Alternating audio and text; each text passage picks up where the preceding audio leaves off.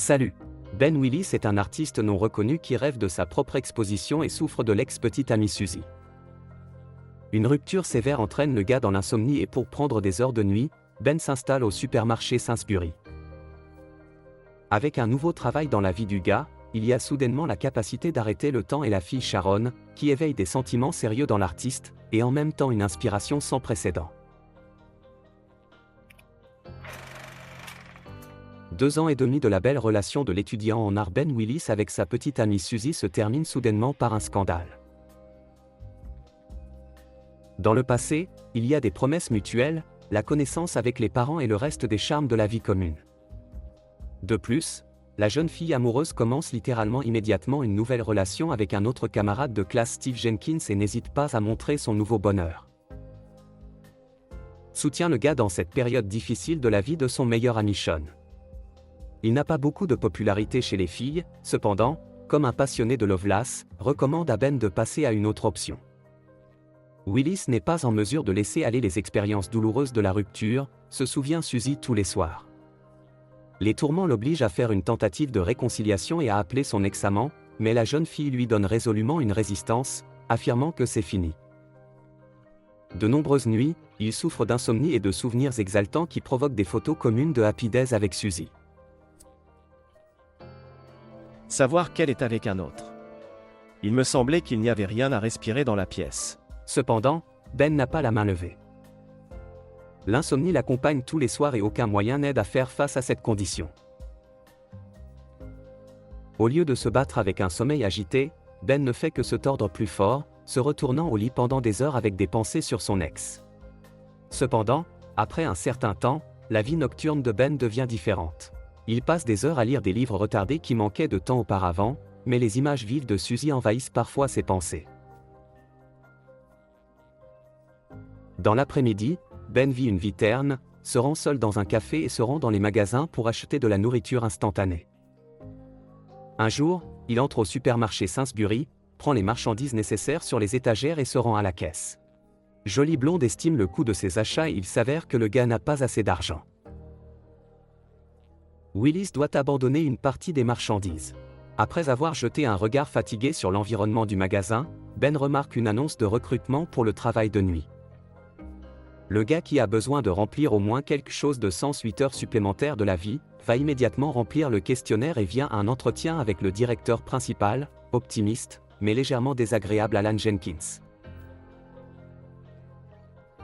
L'homme l'accepte volontiers au travail, parlant des grandes perspectives de carrière dans cette organisation. Sans tarder, Ben commence à exercer ses fonctions, transporte des marchandises, nettoie le lait renversé sur le sol et constamment, mais le regard indifférent de l'artiste regarde les beautés, les acheteurs qui apparaissent dans le supermarché la nuit. Y compris pour Sharon Pinty, la même fille à la caisse qu'il a rencontrée la première nuit et qui, en raison de retard, doit subir le harcèlement de Jenkins. Le directeur principal ne laisse pas seul et Ben lui-même veille de près à ce que le gars dispersé remplisse toutes ses fonctions. En plus de Sharon et Ben, le quart de nuit de Sainsbury travaille également avec Barry Brickman. Le gars se déplace entre les étagères sur un scooter et se présente comme un vrai cascadeur, qui, cependant, n'a pas pu effectuer une seule cascade réussie. Matt Stevens, un bon ami de Barry, avec qui il lâche constamment des blagues vulgaires, pour lesquelles les deux sont réprimandés par le vigilant Alan.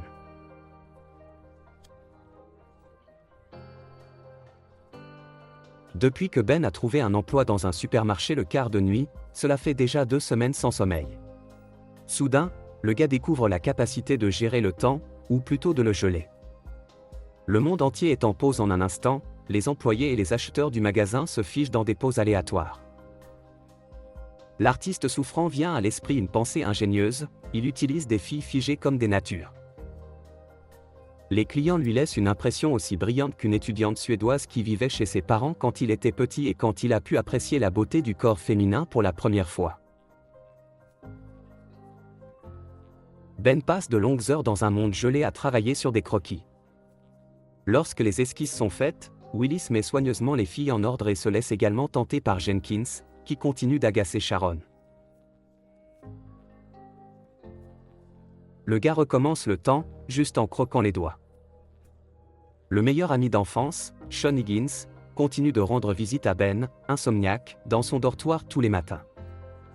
Par désir d'aide et de soutien, Sean propose de discuter des angoisses du gars, mais celui-ci refuse obstinément, cachant qu'il souffre toujours de souvenirs douloureux. Le travail de nuit à Sainsbury suit son cours et une nuit dans l'équipe, il y a un nouvel employé étrange, Brian, un gars qui est contrôlé avec une vadrouille, montrant des compétences en arts martiaux. Le nouveau venu attire immédiatement l'attention des joyeux locaux et surtout Matt, qui n'hésite pas à l'appeler à la mêlée. De façon inattendue pour lui-même, l'insolent reçoit le mérite. Prends ma main. Ben se retrouve dans le vestiaire avec Sharon, qui l'intéresse de plus en plus. La jeune fille est déjà sur le point de partir quand elle voit soudainement un sandwich entre les mains d'un collègue. Follement affamée, elle demande une bouchée.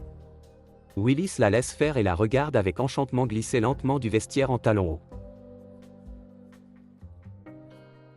Dans l'angoisse du départ de Sharon, Ben erre pensivement entre les étagères, quand soudain un paquet de papier toilette tombe sur lui, qui est jeté sur sa tête amis inséparables Barry et Matt. Le couple apprend qu'il s'avère que Matt a invité Sharon à un rendez-vous demain soir. La jeune fille a accepté, ce qui donne à Matt l'espoir de poursuivre le rendez-vous dans son appartement. Ben part dans la rêverie et se souvient des passions passionnées de ses années d'école. L'un d'eux était une athlète mince de 18 ans qui courait pieds nus la distance olympique. La deuxième passion du petit Ben était un professeur de biologie, que le héros regardait franchement pendant les cours. Le principal parmi tous était une camarade de classe nommée Tanya Green, qu'il regardait furtivement, mais n'osait pas parler jusqu'à ce qu'elle le fasse elle-même. Un jour, Tanya s'est cassé le bras, ce qui a provoqué une grande agitation parmi ses camarades de classe qui ont peint avec plaisir son plâtre. Ben avait déjà proposé de laisser la signature, et il a dessiné une croix rouge sur la place libre. 6 semaines plus tard, Tanya a enlevé le plâtre et ce jour-là, la fille populaire s'est transformée en une risée pour ses camarades de classe, car d'épais cheveux noirs ont poussé sur son bras sous le plâtre. Au lieu de taquiner Tanya avec tout le monde, Ben a osé la consoler, proposant d'être sa petite amie, a obtenu son accord. Le premier rendez-vous qu'il a nommé dans son endroit isolé préféré dans la cour de l'école, mais n'a pas osé répondre Tanya à l'offre audacieuse de s'embrasser, promettant de le faire une autre fois. Mais il n'a jamais revu sa petite amie. Ses parents ont soudainement décidé de déménager. Le personnel de Sainsbury, y compris Ben, se réunit dans le vestiaire, où un Matt satisfait apparaît bientôt, qui se vante d'avoir bien joué avec Sharon la veille. Ses souvenirs sont interrompus par le patron. Jenkins déclare qu'un match de football aura lieu dimanche soir avec une équipe d'un autre supermarché et que les participants sont simplement obligés de défendre leur réputation. Pour soutenir l'esprit, Alan prononce un discours inspirant, mais ses subordonnés le regardent avec des visages de pierre, car ils n'ont toujours pas la possibilité de refuser. Dimanche, l'équipe apparaît sur le terrain. Les adversaires possèdent parfaitement l'épée, ce qui provoque la panique chez les subordonnés de Jenkins. Pour regarder le jeu vient et Sharon, qui se précipite immédiatement Matt. Alan, qui se moque de son équipe, espère gagner cette compétition amicale, mais le ballon se retrouve de temps en temps dans le but de Brian. Cela se produit jusqu'à 26 fois et même le soutien de Sharon n'aide pas l'équipe à se rassembler pour marquer au moins une balle dans le but adverse. Pire encore, à la dernière minute du match, Jenkins reçoit un puissant coup de pied dans le nez et verse du sang sur le terrain. Matt est appelé pour emmener le chef à l'hôpital et demande à Ben de s'assurer que Sharon rentre à la maison, et l'équipe a subi une défaite écrasante diverge immédiatement. Ben et Sharon se rendent dans un café où ils lui demandent avec tact sa relation avec Matt. Il s'avère que tout ce que le vantard a dit s'est avéré être un mensonge et Sharon n'a pas d'autre gars non plus. Dans une conversation agréable, la jeune fille raconte à Ben son rêve de partir enseigner l'anglais quelque part en Amérique du Sud, pour lequel elle économise de l'argent pour des cours d'espagnol. En réponse, Ben dit qu'il veut devenir un artiste et que ses œuvres ont été affichées dans la galerie. Après le café, Ben raccompagne Sharon à la maison et le couple s'embrasse maladroitement pour la première fois. Le lendemain, au travail, la jeune fille vient rendre visite à Jenkins, qui n'est pas à son meilleur après sa blessure. Il assure cependant qu'il se sent bien et invite Sharon et d'autres membres du personnel à la fête de son anniversaire samedi. La jeune fille se précipite immédiatement pour en parler à Ben et prend avec lui la promesse d'y aller ensemble. Il accepte sous les yeux de Matt enragé. Ben vit depuis sa 4e semaine sans sommeil. Le gars fait encore des croquis la nuit, gelant tout le monde autour. C'est seulement maintenant que son seul modèle est Sharon, qui supplante progressivement mais sûrement les souvenirs de Suzy. Avec une véritable admiration, Ben crée un par un des portraits de sa fille bien-aimée, dans laquelle elle, contrairement au modèle précédent de l'artiste, n'est pas représentée nue. Et après le quart de travail, la jeune fille sans méfiance rappelle à nouveau à Ben la fête de demain et l'embrasse doucement pour lui dire au revoir. Sharon a levé le sort. Pour la première fois en un mois, il a pu s'endormir et dormir toute la nuit et la moitié de la journée. Ben va frapper à la porte et une voix à l'extérieur qui rapporte l'appel téléphonique. Un autre gars endormi va au téléphone, ne sachant pas qui peut l'appeler. La voix dans le tube apparaît comme Alex Prout, il est le propriétaire de la galerie qui a remarqué les œuvres de Ben et propose d'organiser une exposition pour lui.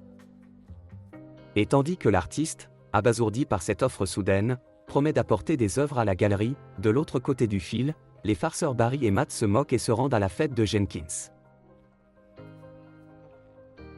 Par arrangement, Ben apparaît à la porte de la maison de Sharon. Le gars informe immédiatement la beauté éblouissante d'un événement important, la proposition tant attendue d'organiser une exposition de ses œuvres. Dans une excellente humeur, le couple va à la fête. Après avoir cherché des visages familiers parmi les invités, Ben trouve son ami Sean, qu'il a appelé lui-même, et remarque soudainement l'ex-Suzy, qui vient immédiatement lui dire bonjour. Après avoir soutenu le dialogue avec tact, Ben quitte imperturbablement Suzy et part s'amuser avec Cher. Le couple passe un bon moment ensemble, en regardant la danse franche d'une stripteaseuse invitée. Ben laisse brièvement sa petite amie pour monter dans les toilettes, à côté de laquelle il se heurte à une longue file d'attente. Il devient le prochain quand Suzy sort soudainement de la salle de bain. Elle parle à nouveau timidement avec le gars, se souvenant des sentiments passés et de l'amour perdu. La jeune fille s'excuse et avoue qu'elle ne peut toujours pas oublier Ben. Malgré la résistance froide de l'ancien amant, Suzy tente d'embrasser Ben. Ce moment est remarqué par Sharon et se déroule instantanément pour s'échapper. Ben va la chercher et se présente à la porte de l'appartement de Sharon pour s'expliquer. Mais refusant de l'écouter, la jeune fille avec un scandale conduit Ben, et après cela n'apparaît plus au travail dans le supermarché.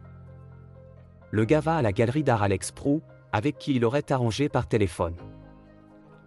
À sa grande surprise, l'homme rapporte qu'il entend pour la première fois le nom de Ben et ne connaît pas ses œuvres. Ben se rend compte qu'il a été brutalement joué par des farceurs de Sainsbury et est sur le point de partir quand tout à coup Alex s'intéresse à ses croquis, que Ben a pris avec lui. Soudain, l'homme apprécie ses portraits et charge sa secrétaire Lucie d'organiser une exposition du jeune artiste. Avec le courrier suivant, Sharon reçoit une invitation à l'exposition et décide néanmoins de la visiter. La jeune fille apparaît dans la galerie, où elle voit soudainement beaucoup de ses portraits, admirés par d'autres visiteurs. Abasourdie, elle erre parmi les peintures et remarque avec un sourire Ben, à qui pardonne le malentendu lors d'une fête. En dehors de la fenêtre à ce moment-là, les premiers flocons de neige tombent, et Ben décide de révéler son secret bien-aimé. En l'embrassant, il arrête le temps pour eux deux.